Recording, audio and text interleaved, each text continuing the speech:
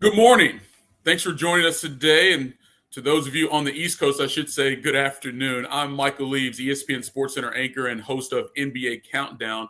We appreciate everyone joining us today for something that I hope is as personal to you as it is personal to me. You know, working for the worldwide leader in sports, I'm constantly surrounded by sports loving people, and that sports love often started at a very young age, as it did for me. Growing up in southwestern Kentucky, I started playing baseball at 5 years old, and I played basketball and golf and football and all the sports that are around my area growing up. And besides the outlet for competition to burn some of that young energy that so many young kids have, it was also an opportunity to develop skills and traits that I had no idea at the time would be an asset to me the rest of my life, from social skills to setting a mindset for physical health. Sports have been invaluable to my life, and it's led me, to where I am now in my career, covering professional sports for a living. And today we're going to talk about the value of having young kids having access to sports at a young age, but also regardless of where they grow up, having that ability to get to a basketball court or get to a golf course, have the proper equipment to play soccer and lacrosse and things of that nature. This is a huge effort, what is being put on here today, and we're going to be talking about it again. So glad that you are here to be a part of it. So again, it's personal to me, and I hope it's personal to you, and it is personal to ESPN as a whole, as a company, and as a family. We believe that every kid should have the same opportunity to play sports. And to learn more about how we are trying to make that happen, I want to welcome Angela Woods, ESPN Senior Director for Corporate Citizenship. Thanks, Michael, and hello, everyone. As we all know, everyone has been affected by the coronavirus pandemic, but not everyone has been affected equally. Communities that were historically marginalized before have become even more vulnerable, and those communities are largely Black and Brown. We all know that sports is a powerful means to promote youth mental and physical well-being, address racial inequities, and help young people work through trauma. But current facts speak for themselves. Nearly half of Hispanic youth, 47% to be exact, have resumed sports at a lower level than they were playing before the pandemic. And for African American youth, it's 42%. Families are finding that they have fewer options to play sports. Some families who've returned to sports or want to resume play are coming back to diminished services. More than 4 out of 10 families said their community-based sports provider has either closed, merged, or returned with limited capacity.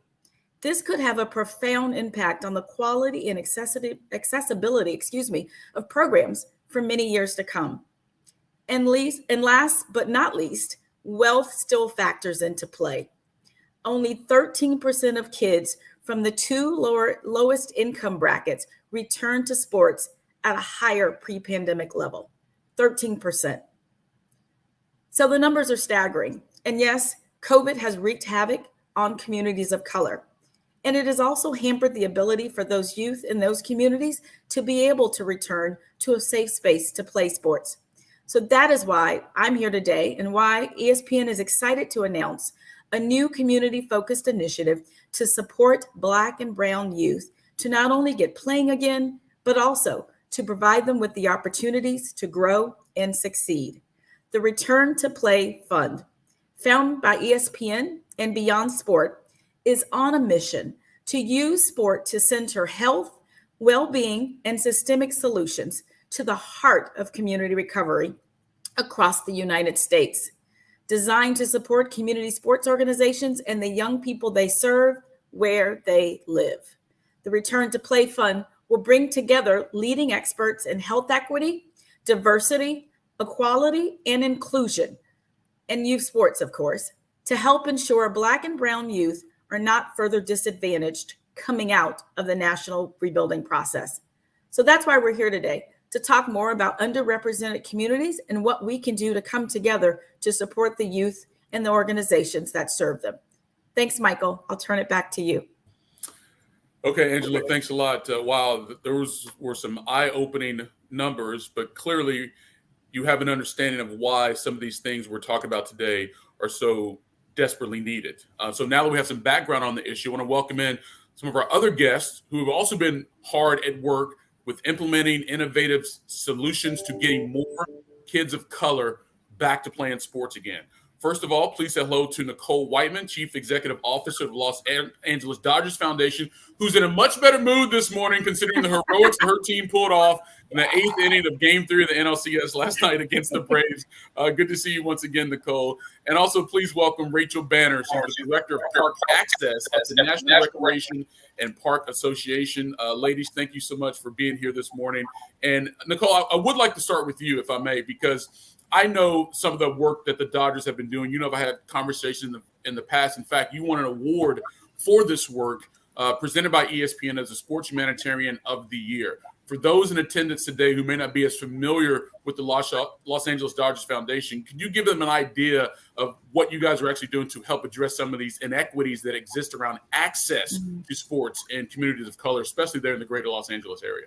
Yes. And yes, Michael, it's wonderful to see you again. Good morning from LA and good afternoon to everybody that's watching from the East Coast.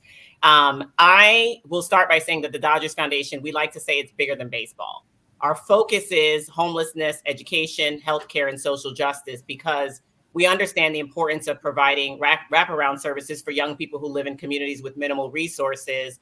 And frankly, we want to address and tackle the social inequities and the most pressing problems that face Los Angeles. The Dodgers Foundation, for those that aren't aware, actually, we run and we fund proven programs that are aimed at focusing on these challenges. We actually seek to level the playing field, and we invest in on-the-ground solutions driven by the communities we serve. We very specifically know that inequality can only be dismantled through proactive and strategic interventions. When we assess the complexity of the problem in Los Angeles in particular, 1 in 5 students do not graduate from high school. And that only intensifies a criminal justice problem in a county where statistics show that we essentially lead the nation in the number of arrests and incarceration of Black and brown youth. So when youth don't have food to eat, when they don't have a safe and a stable place to play or positive environments or opportunities where they can learn and grow and develop, they're at significant risk of participating in unhealthy life choices. So at the Dodgers Foundation, we specifically are proud to facilitate a sports-based youth development program called Dodgers RBI, that's aimed at providing 10,000 youth across 76 locations in Los Angeles with the opportunity to participate in baseball and softball. But then we actually layer a wraparound service of education and health resources for families to eliminate some of the social inequalities. And then we also build we've built 57 Dodgers Dream Fields throughout Los Angeles over the last 16 years, specifically to help address some of the inequities that exist around access to sports in communities of color, where spaces become an issue.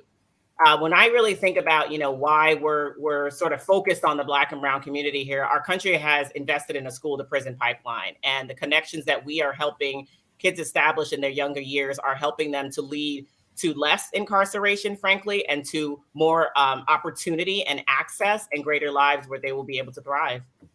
I was going to ask you, Nicole, in terms of measuring success for these programs, in addition to just the expansion in terms of more facilities and things of that nature, how are you doing that? And then you bring up something that's very specific as incarceration rate. Is that one of the things that you guys want to manage or at least monitor, I should say, as you start to do these processes as a means of success? Yeah, you know what? For us, it's really about the social emotional outcomes, and that's in the life trajectory. Frankly, the impact that sport can have on one. So we actually track specific social emotional competencies, like interest in sport, like leadership, like key team sports specific competencies that we believe help children become better in life. When we all look at it and hear. Yesterday I was looking at a statistic with a group of women, 94% of women in the C-suite played a sport.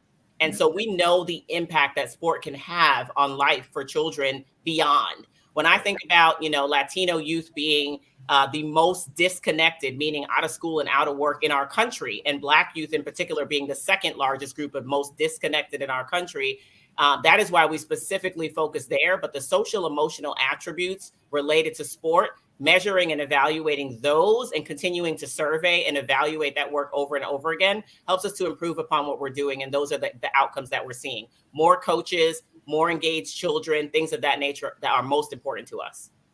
Rachel, as the Aspen Institute has referenced previously, one of the pillars for a youth sports model post-COVID is that the approach has to be local. And from what I understand, Rachel, your organization has been working with local parks associations across the country to develop solutions for re-engaging youth in sports within those local communities where they live.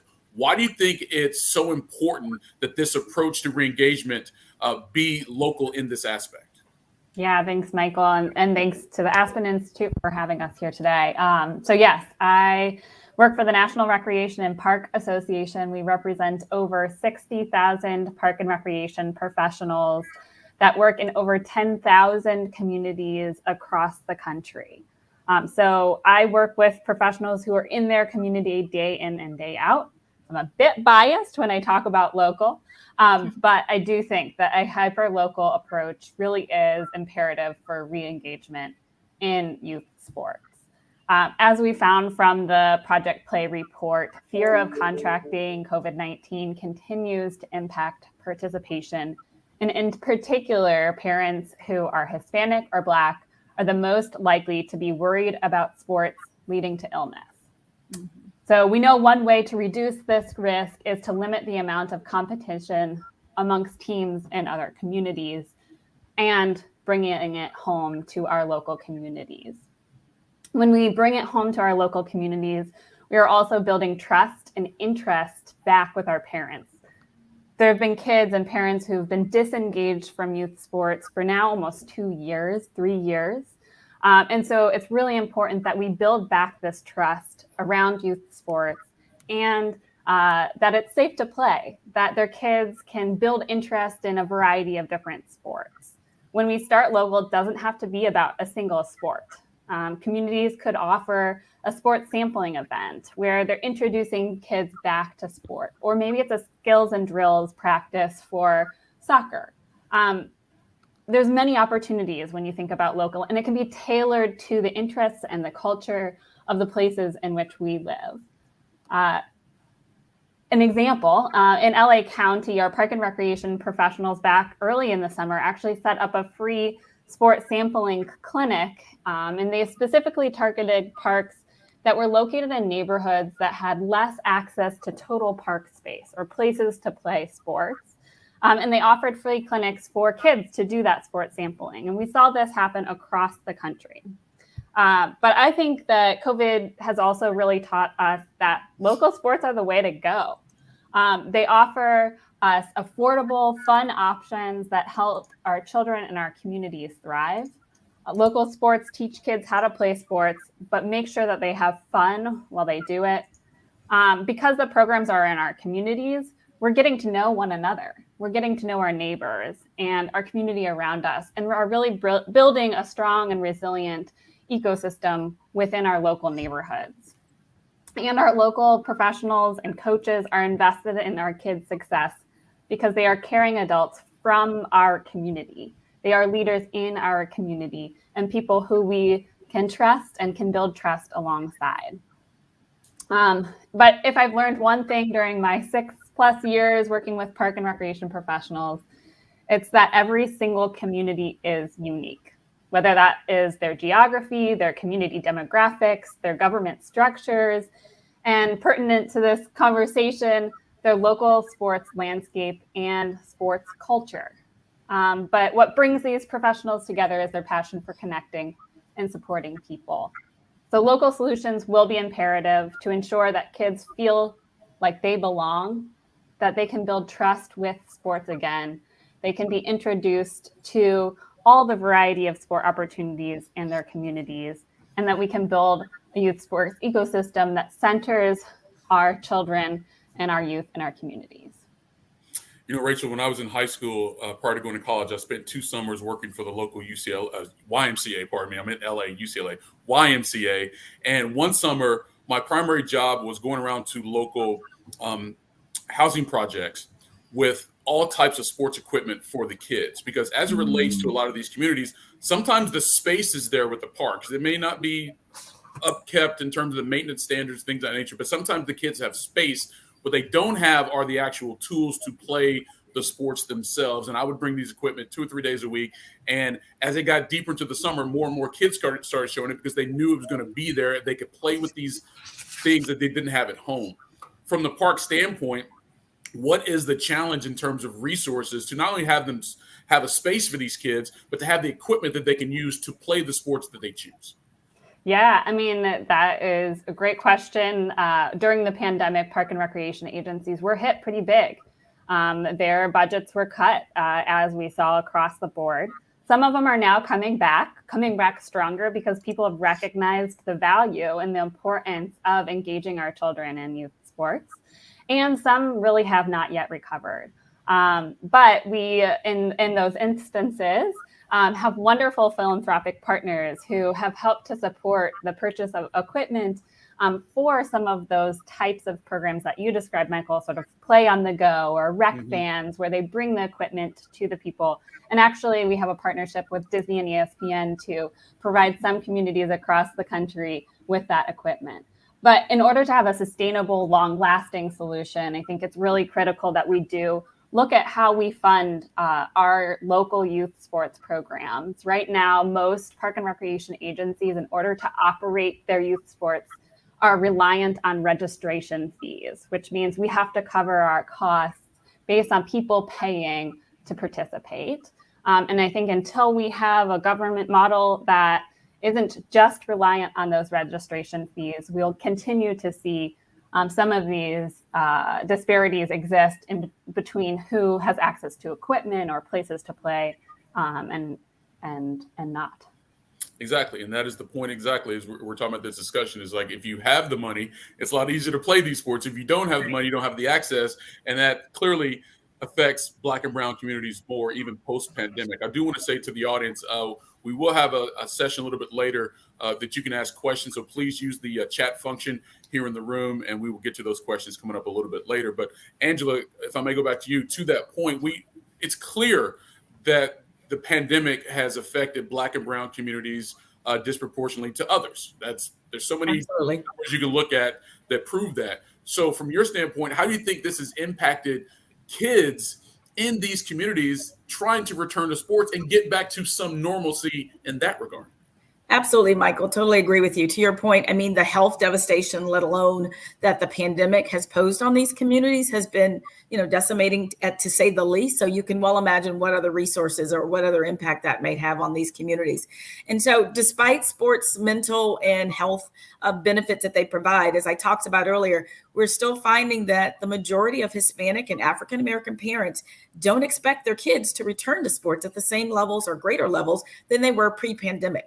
So that's concerning, of course. And a lot of that has to do with what Rachel talked about with the pandemic and the fear that's come about as a result of the pandemic. And it's now stifling communities in their ability to re-engage, and particularly for youth to re-engage into sports rather. But in addition to that, the barriers that existed before, things like you talked about, the cost for entry, transportation difficulties if you live outside of your urban center, things like access to safe spaces to play, the access to the equipment to play. Those barriers that existed pre-COVID still exist today. And unfortunately, with the pandemic, they've been exacerbated by the financial and health devastation that has disproportionately affected Black and brown communities. It just puts them at a further disadvantage than where they were before.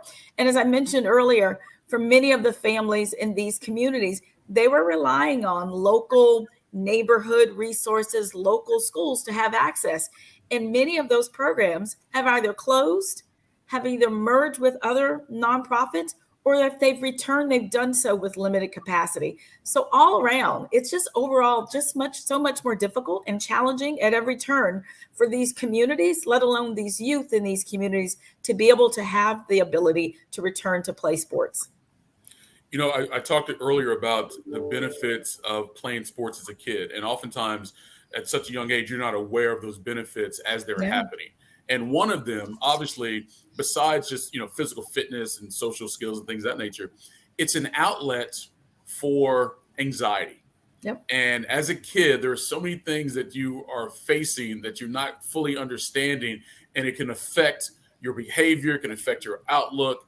And playing sports is an outlet for all of that, right? Like you could be having a bad situation with some kids in your classroom or something with your brothers and sisters at home or a teacher or things of that nature. Mm-hmm. And you get to go to play a sport, and because you're running, all that frustration comes out in physical activity, right? Yep.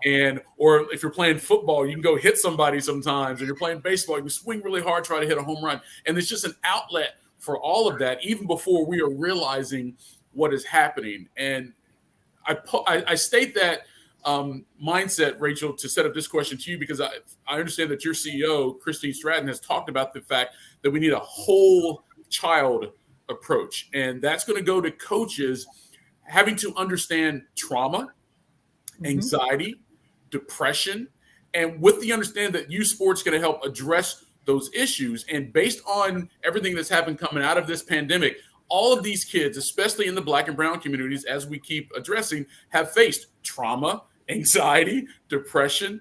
Can you expand a little bit, Rachel, on why you believe it's crucial to returning kids to sports safely in the wake of what has happened post-pandemic?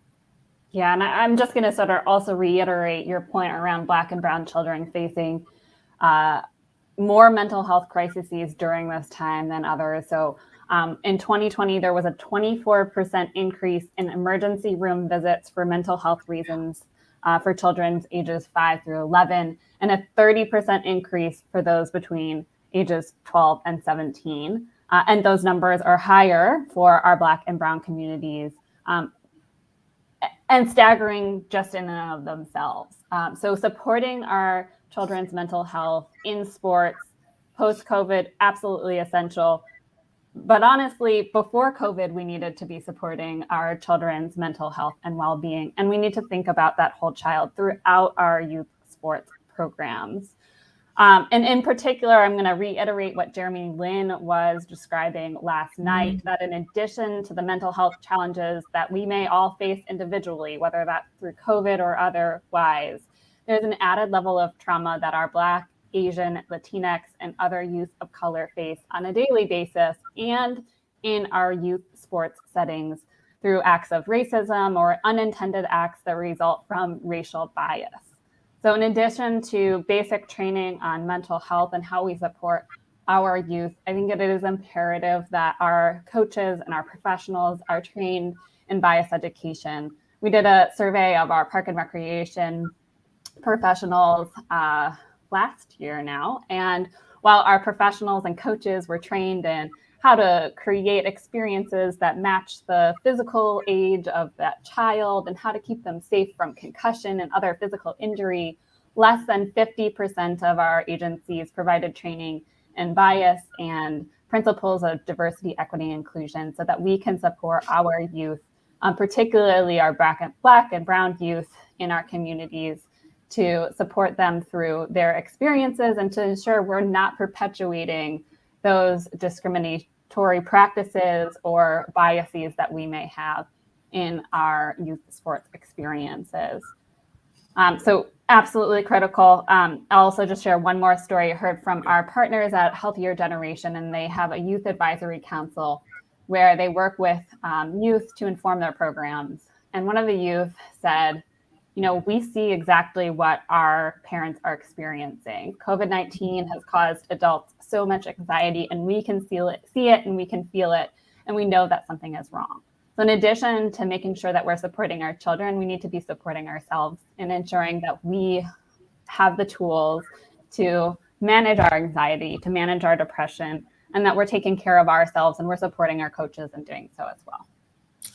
Nicole, I remember most of my youth coaches, it was based on a volunteer type basis. There may have been some monetary reimbursements, things of that nature, but the parents were taking on these roles for the benefit of all the kids. Now, there has been an explosion in certain areas and certain communities around the country where youth sports has become almost its own industry, right? But the coaches we're talking about are generally doing this for the love of the game and the love of these kids.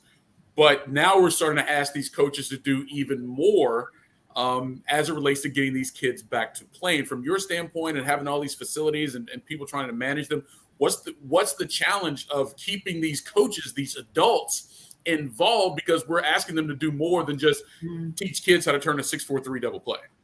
Yeah, coaches are such a key to the success of youth sports impact on children's lives. The bottom line is we believe strongly at the Dodgers Foundation in a philosophy that coaches can be the methodology that is needed and frankly, the key ingredient that then has a major impact on children, right? When we talk about Black and brown youth, we're talking about Black and brown youth who frankly are not necessarily sometimes in two-parent homes. And the coach stands in like a teacher stands in as another positive adult role model. When I'm thinking about, acknowledging fears of children and providing that added layer of confidence and, really helping us to achieve our goals within our programming, coaches are a major part of that. Before the pandemic, we actually worked with amazing organizations like Up to Us and the Positive Coaching Alliance to ensure that coaches not only had the skills and drills, the techniques necessary, but going back to your comments, Michael, and Rachel's comments, really the trauma-informed strategies that are needed to consistently deal with the stresses that occur within a lot of the youth. We always say that, youth can't come to baseball fields and potentially, play a game and then we just ignore what they're going back home to. And so you can't employ or have volunteer coaches who are on site who don't believe or understand the positive role that they play in a child's life. It's really our job, especially in the last 18 months as we've gone through and navigated this COVID-19 crisis, to place that extra layer. But coaches training is so important for youth sports organizations. And we find that to be a significant, again, key ingredient of what we do, because the impact that a coach can have on a child's life is so important, and empowering coaches. And so, doing simple things like having Coach of the Year awards and making sure that coaches receive incentives and they come out to Dodger games and they feel part of our broader family, I believe that helps them, navigate and frankly motivates them to continue to push forward for our kids, particularly in brown and black communities. Angela, as it relates to ESPN's desire to help fund all these initiatives around the country to get these kids back to playing sports, how do you view that dynamic of recruiting coaches, training them, and retaining them so that they have that a relationship to be able to not only just, again, teach them the aspects of the sport in which they're playing, but also understand some of the things they're going through and help that sport treat some of those anxieties and traumas? Absolutely, Michael. And I think it's imperative, as Nicole mentioned, that whatever organizations we work with, whether it's PCA or some of the others that Nicole referenced, we need to ensure that they also are prepared not for just returning to sport for the skill assessment and for the enabling of the skill in the sport that they're executing, but also to deal with these other issues. Now, I'm sure just like school teachers are having to face with kids coming back to the classroom, it will be no different when kids are returning to the field to play whatever sport they're playing, right? So we've got to ensure that we are working with organizations who are prepared and are training the coaches that are coming on board. I think another initial problem that we're hearing from some of these organizations is the retention, the recruitment and retention to get some of the coaches to come back. We've been gone for this, 18-month going on 2-year period of time. There will be a void for a bit of time as sports slowly returns for youth of attracting coaches coming back who want to come back, not only to teach the sport, but be equipped to be able to teach issues around trauma, around mental illness, things that they've not had to address before, that some may or may not be comfortable in doing so, even when the training is provided. So we need to make sure that as we look at the landscape for how this is going to roll out over the next year in our work, that we're ensuring not only are we enabling sports programs to continue, but we're funding curriculum and we're funding programming that enables and empowers the sport to actually take place. So things like mental health, things like diversity and equality and inclusion, all of these aspects that you probably didn't have to think about or formalize before is something that we're going to have to be really intentional about as we bring sports play back to life. Because if you don't get it right, I believe at the onset in addressing some of these issues, we have one chance to re-engage these young people.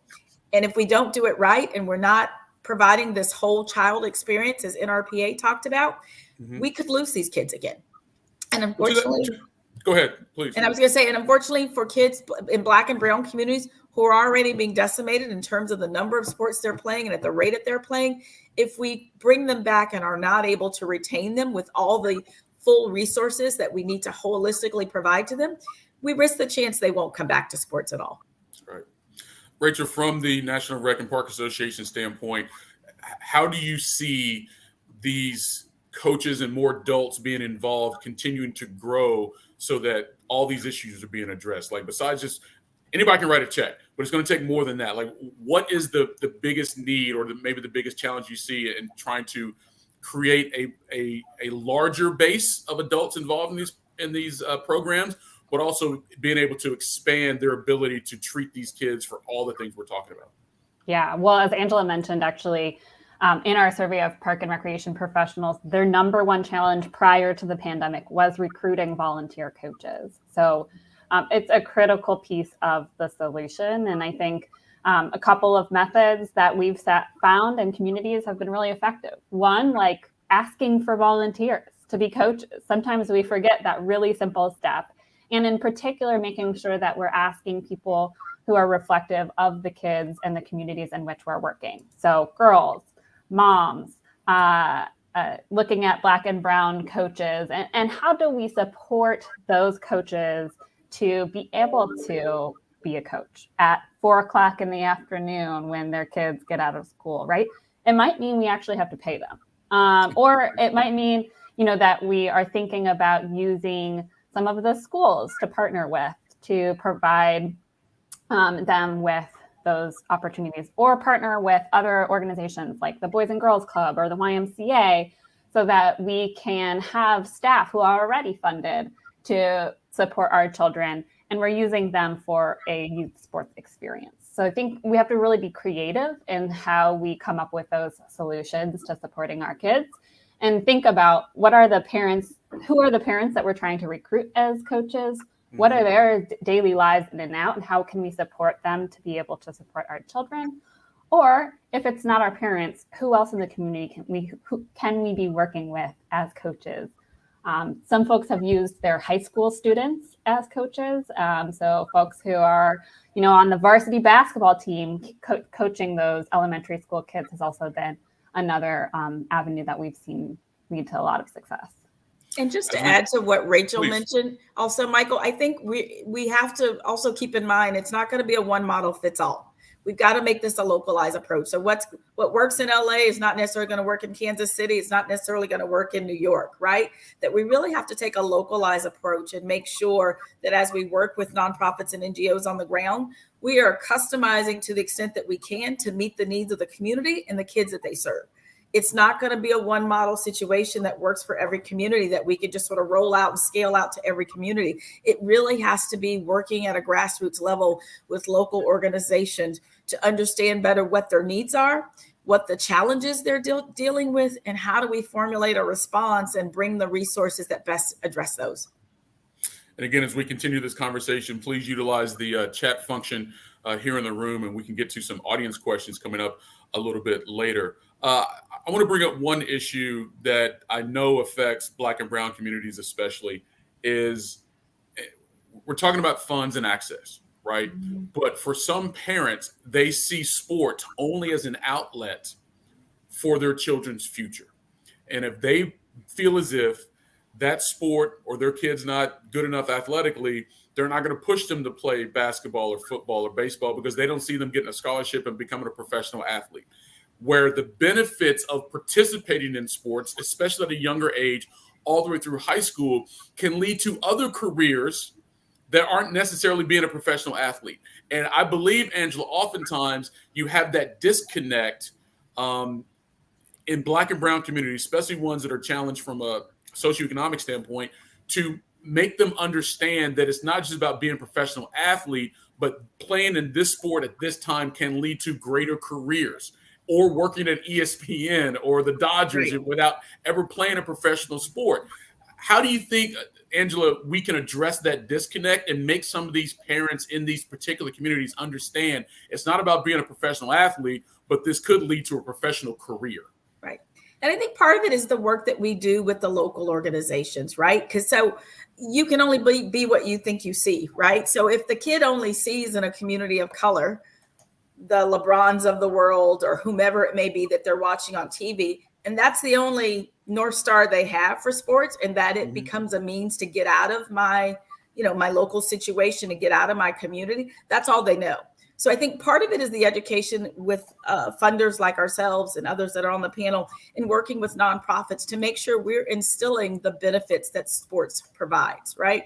So I'll give you an example. One of the organizations we work with at ESPN is the Women's Sports Foundation, and we have a program called Sports for Life, and it's specifically targeted to recruit and retain Hispanic, African-American girls into the program.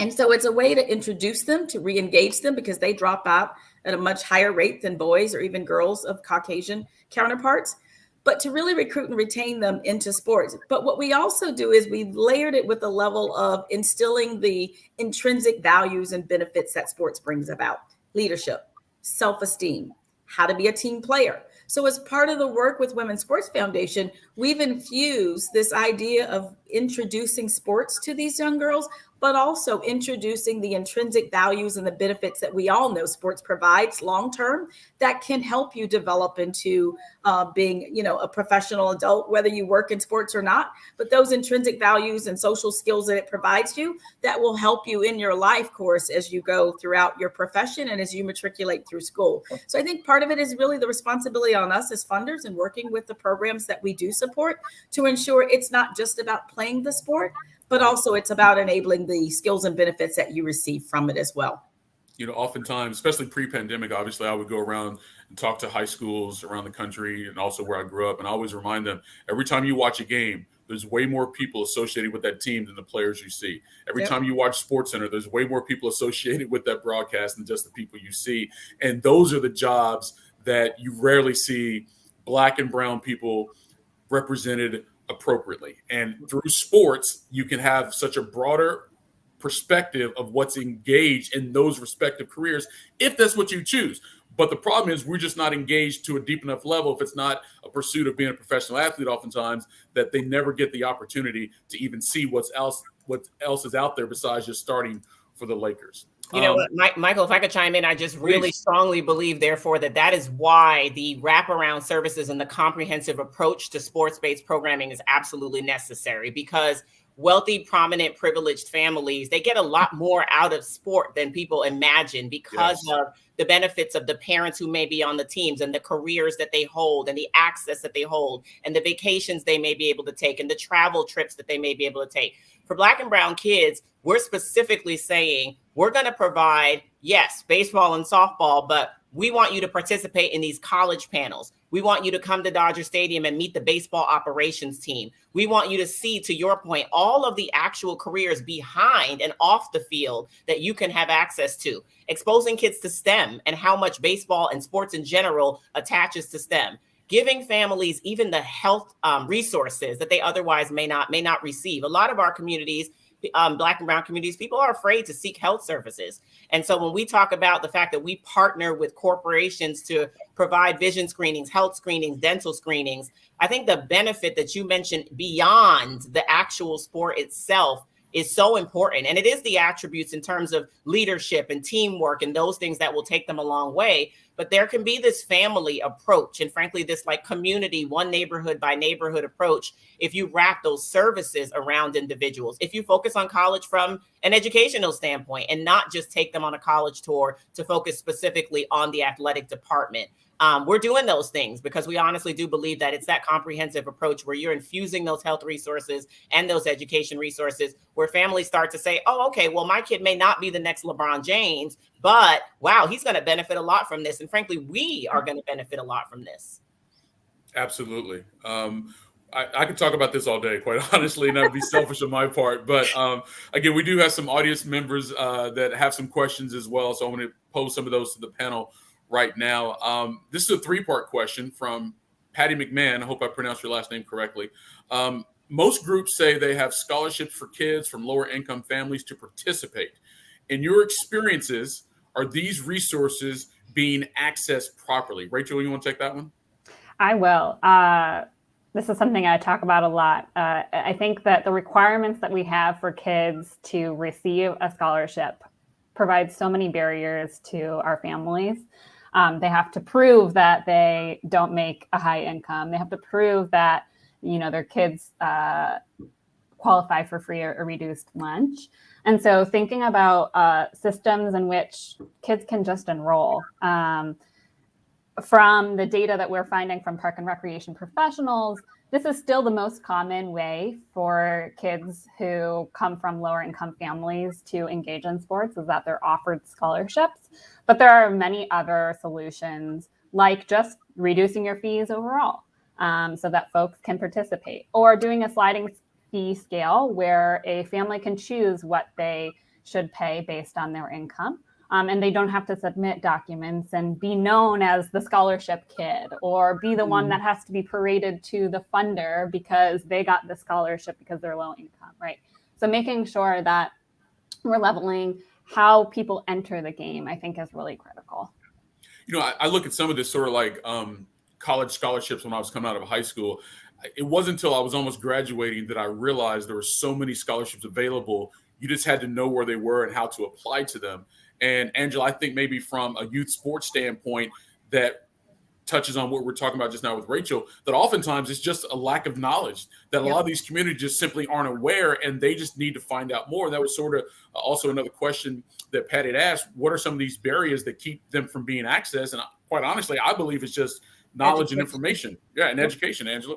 Yep, absolutely. And I think that's what we hope. That's what part of our aspiration is with the Return to Play Fund, to ensure not only are we with enabling sports return, not only we are enabling the sports providers, but we are providing those wraparound services, right? We're creating information and creating awareness around what the needs are in those communities. So we are meeting people where they are and serving those kids and their parents the best that we can with the information that they may not be aware of. So I do believe, as you mentioned, Michael, much of it is not being informed, not having the information, and not knowing the process by which they would apply, or how do they go through the process, the steps to get their kid involved in it. So I think really that's why the whole idea around the localized approach, we really got to take a look at it market by market, region by region as we go forward, but making sure we're not just saying, here are the coaches and here's the sports equipment, now go play, but all these other assets and all these other resources that need to be provided to supplement them, to ensure that we are really looking at a holistic approach of how we go about this. I'll just chime in to say quickly that I think that humbly speaking, we need more Dodgers foundations who frankly are saying, hey, we're going to sponsor from a monetary perspective, umpires, field maintenance. We're going to remove barriers to equipment, to uniforms. We cover everything. We're essentially saying, and we're going to help you recruit, and we're going to train coaches as well to make sure that they have the experiences that they needed. We have to see it from a holistic approach, and folks have to come in, and partnership has to happen in order for the local entities on the ground, the rec and parks and the park and recs in local cities to be able to actually succeed. I think that when you think about the scholarship component for youth sports, a lot of families don't know that actually if you go to your local park, they're not going to turn you away. They're not going to say, oh, you can't pay the $25, go home. That's actually not going to happen. There are entities and there are mechanisms in place to make sure that that doesn't happen. I think on our part, from a Dodgers Foundation with such an amazing platform that is the Dodgers, we get to market that opportunity far more in our market to Black and brown families specifically, and say, you can participate because it may cost nothing. It may only cost $10. But to your point, Michael, a lot of families don't know, and that information isn't shared as often as we would like it to. But definitively, I think that at the end of the day, removing some of the biggest barriers to sports play, especially for sports that are expensive, frankly, like baseball and softball, get at that scholarship piece immediately. And folks need to just ask, and they'll find out that most often kids, especially from rec programs, are not going to get turned away. And the one thing please, Rachel, go ahead. I wanted Angela, I'm sorry. Angela. Sorry, I just wanted to add to that. Nicole raises a really great point around, challenging or putting the request out for other sports to look at how they do it. But also, I think we also need to challenge non-traditional sports that people don't think about in Black and brown communities. So in most cases, they think, well, the kids there want to play baseball, they want to play football, they want to play basketball, and that's it. We need to ensure that there are resources coming from soccer, coming from hockey, coming from tennis, coming from golf, all of these sports that traditionally have not been infused into Black and brown communities. We need to see this as an opportunity to introduce those sports through the programs that we work with as well. So it's not just everybody sitting back and other sports are being more passive about this and saying, we'll let football and baseball and basketball serve those communities. But it's a real opportunity as we return post-pandemic to offer up new sports that kids might not have considered before, that we can really engage them in a really strong way. I think that's an opportunity for other sports to step forward as well. Two of the four Black players on the PGA Tour right now, Cameron Champ and Harold Varner III, both have foundations that are geared towards giving kids access to golf. I'm almost 50 years old now, and I play golf 4 or 5 days a week. But that started from my father, who had the access and the means to be able to take me to golf courses. But I realized that so many of my friends that I grew up with didn't have that same access that I had, so they didn't pick up that. They played the other sports that are more traditional to Black and brown communities, Angela, that you listed, but just giving those kids access so they could go to a golf course and play all day and not have to worry about the green fees and giving them equipment, things of that nature is invaluable. And those are two programs that Cameron Champ and Harold Varner have started in Texas and in North Carolina that are geared towards that very specific thing. And it's really incumbent upon us as funders to look for those kind of programs, right? Yes. So we work with that ESPN First Tee that's part of the PGA Tour program to ensure that they are going into communities in Los Angeles right now to introduce golf to kids who never been on a golf course, might not have ever seen one until this program came along.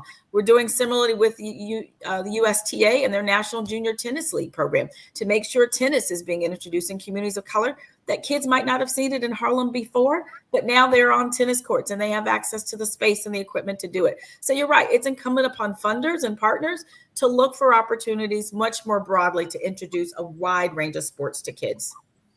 We have another question here. I'm sorry, Rachel, go ahead. You have a point. I was just going to say, I think one of the things we haven't talked about is transportation being one of the biggest barriers and financial barriers to accessing youth sports. And so either thinking through solutions to get kids to where they need to go, or that's the value of local sports, bringing the sport to that kid, right? So that they can walk down the street, or it's right outside in their schoolyard after school, making those convenient options available so that families don't have to figure out the transportation logistics of getting their kids to sports. Or even kids are in urban communities, a bus pass or a subway pass, right? Just being able to get from wherever you are to where that park is to go play. We have a question from Natalie Hummel from Every Kid Sports. Her question is, so many kids are being excluded from sports because the model is focused on elite athletes, as we were discussing earlier. Many kids get turned off by this or just get burned out by the entire process. How do we create a more robust recreational sport model that works for all kids? Nicole, can you take that one? Yeah, I'm going to say what I said before, right? We cannot let the recreational local aspect of park and recs or rec and parks die. Whether it be corporations, sports teams, or local elected officials, we all need to partner, collaborate, and wrap ourselves around those entities because, yes, the competition becomes the travel leagues, Little League and other agencies where a lot of the families that we serve cannot afford to participate. And so the only way that we don't leave our children out who want to participate but who are not elite is, frankly, we really have to support the recreational model. I will also say a part of supporting the recreational model is also supporting the schools model. And so it's another layer of meeting kids and families where they're at, right? They're at their local YMCAs and Boys and Girls Clubs and recreation centers, but they're also in schools all the time. And as we know, even PE in schools doesn't exist as much. And when we talk about return to play and the theme of this panel, what a feat we have to accomplish there in terms of making sure that kids are moving in school again, period. But this idea that after school sports is played, frankly, in elementary school and middle school, and it's not just a high school phenom at Friday Night Lights, needs to come back. The opportunity to go to your recreation center and play at your local park down the street, again, eliminating transportation issues because I can walk down the street. We really need to wrap our arms around some collaborative sports partnerships, frankly, that will have that sort of collective impact on recreational sports. There needs to be some sort of major campaign started. And when I think, Angela, about this exciting, return to play fund that ESPN and Beyond Sport has done, I think there's a huge play in here for recreational sports and really that local engagement opportunity. Yeah. And Nicole, one of our communities, Tacoma, Washington, did that a couple of years ago, actually before the pandemic. They realized that their enrollment numbers in recreational sports was just declining. And, they had a soccer field here and maybe another there that they were playing on, but they partnered with their Boys and Girls Club, their YMCAs, and their schools together. Those four partners came together and said, our recreational sports model is not working. So they moved the sports opportunities to right after the school bell rings and on the fields at the school. Kids didn't have to go anywhere. And in some instances, they were provided with after school snacks and supportive wraparound services. And they saw their enrollment in soccer alone increase by 450%. Wow. It's working for everyone, not just our Black and brown communities, our low-income communities, but all kids, all parents want an easier way to play sports, recreational sports. And I think working in partnership like they have in Tacoma is really, as you say, Nicole, the way to make sure we're supporting recreational sports. You know, I mentioned the explosion of youth sports in certain aspects across the country. And in some regards, I think that push has hurt the recreational model, quite honestly, because there's two reasons for it. One, you have this push to develop these kids into professional athletes, right? And it has to be very specialized. But then there's also the people who are predatory in nature who are trying to just make a bunch of money off of it. And all of a sudden, everyone's a quarterback guru or basketball training coach. And they force these kids' mindset and also the parents to put them into these things that are year-round programs. And it takes them out of other sports. Because when I was growing up, football was in the fall, basketball was in the winter, and baseball was in the spring. Those are the three pillars, and everything's filtered around it. But sports was seasonal, and you could do more things, and it was more recreational in nature once you got to school. And hopefully, if you got really good, you could play on an AAU team in the summer. You could get recruited, and you could be, sign a scholarship with Duke or Kentucky to play basketball. That's sort of how it worked. But these professional models that have grown around the country, I think have taken away from kids, especially to Natalie's point, they get burnt out by it. Because you're playing baseball year round, or you're playing football. If it's tackle football in the fall, you're playing 7-on-7 passing skills in the spring, and you're not getting the chance to play basketball or soccer or getting introduced to some of these other sports. And it has really affected the recreational model, which again puts more pressure on these programs we're talking about right here from a local level to make sure all these kids still have access to these sports when they don't have the funds or the means to be a one sport kid on travel ball all year round. So again, that's why I believe these local programs we're talking about are so invaluable.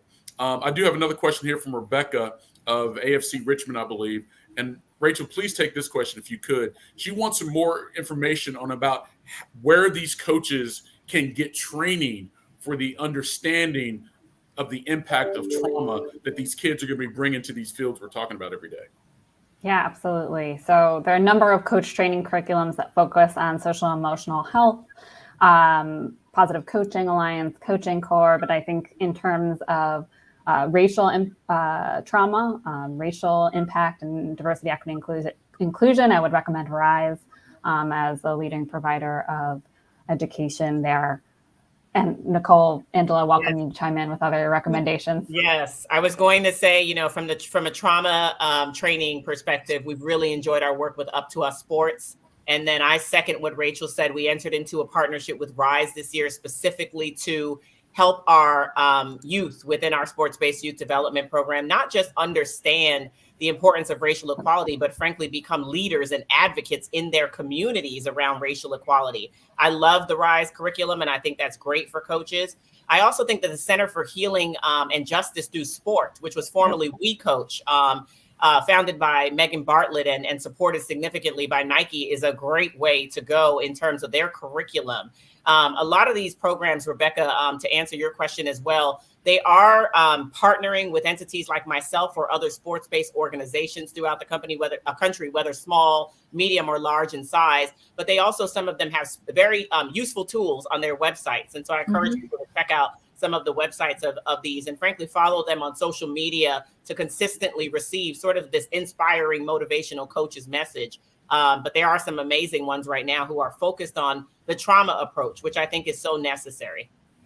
And I do also say that many nonprofits that we work with are also working with some of these organizations to infuse that curriculum and what they offer. So as I mentioned earlier, Women's Sports Foundation, they've added for our Sports for Life program, we're about to add a coaching element to that, but they're going to work with We Coach and Positive Coaching Alliance to actually ensure that they're providing those services in the right way, in a meaningful way in terms of the curriculum that we integrate. So it's also an opportunity for nonprofits to work with each other, right, to ensure that the right wraparound services are incorporated into whatever program offerings you have available. We're almost out of time here, but I do have one final question, and to Nicole and Rachel specifically, and please give me a quick answer on this one. What do you think is the bigger challenge in underserved communities? Is it lack of spaces to actually play or lack of sports programming itself? Rachel? It depends on the community. Quite honestly, we've been talking about that here a lot. It depends on the community. Yeah, I was going to say neighborhood by neighborhood for sure. And what's very interesting is that in most neighborhoods, the biggest challenge is both of those things combined. I do not believe that creating play spaces without programming it just doesn't work. It just doesn't work. The two go hand in hand. And so they're both challenges in many communities. But to Rachel's point, you may find better spaces to play in certain ones and less programming and need to kind of lift one up over the other. Well, as we get ready to wrap up, again, Rachel, Nicole, thank you so much for joining us today. And Nicole, I'm going to start with you. Any final remarks you want to add to this discussion before we conclude? Yeah. And you know what? I want to piggyback off of what Angela said in the beginning of this. As we think about return to school, let's think about return to play in a very similar fashion. The health benefits alone, as we're coming out of this pandemic, that play has for our children, it's priceless. And I just think that if we could all partner, I do believe partnership is the secret sauce to success here. That's going to be the way for us to achieve this for our children. Nicole? Rachel? I'm sorry, Rachel. I'm sorry, Rachel. It's okay. My bad. Nicole, you said it very well. I would just reiterate local. Make sure you're asking your local kids, your local parents, what they want when they return to sports, what they would like to play, where they would like to play, and how we can be the most supportive to our individual communities. Well, Angela, you mentioned earlier, right when we began, the Return to Play Fund. As we close out our time today, can you talk about how folks can actually get involved in Return to Play? Absolutely. I'm excited to share that information. So as participants of today's summit, you are all here to help answer the call for leadership to build healthy communities through sports. The fund is an opportunity for you to be part of a collaborative, community-based solution to support youth who've been challenged the most during the pandemic. Please consider becoming a fund partner to ensure that kids from communities of color and the youth sports organizations that support them have the resources they need for a safe return to sports. The link to the Return to Play Fund brochure, where you can find additional details and contact information, is on your screen below and in the chat. And it is also accessible on the Summit website or by visiting beyondsport.org. Very valuable information has been shared here today. And again, I hope that you will leave this session a little more inspired. I know I certainly feel that way right now because it takes me back to sports when I was a kid and what it taught me and what it led to as a young adult and now as a professional working for ESPN. And I just know that there are so many other kids, if they just had the access, if they had the programs, if they had the coaches, things of that nature, not necessarily to be a LeBron or a Tiger Woods, but to be a Nicole, a Rachel, an Angela, or a Michael, or a Natalie, or Marty. They can be those people who can find a way to get to a point in their lives if they have the access to sport, because what it will teach them from a social standpoint, from a health standpoint, from a mental health standpoint would be invaluable. And it is up to everyone to be involved in these processes, especially those who live in certain communities where we don't see these young kids, these Black and brown kids struggling to get this access. So yes, it takes funds. It takes someone writing a check. It takes the Dodgers Foundation or ESPN to fund these programs, but also takes us to be engaged in our local communities and sometimes the community on the other side of town. So I hope those of you who attended today's session feel inspired to get involved locally and help these kids just have the best chance they have to make the best lives for themselves and their families. So Absolutely. To Nicole, Rachel, Angela, thank you so much. And thank you everyone here for attending today's panel discussion. Enjoy the rest of the summit. Thanks, Michael.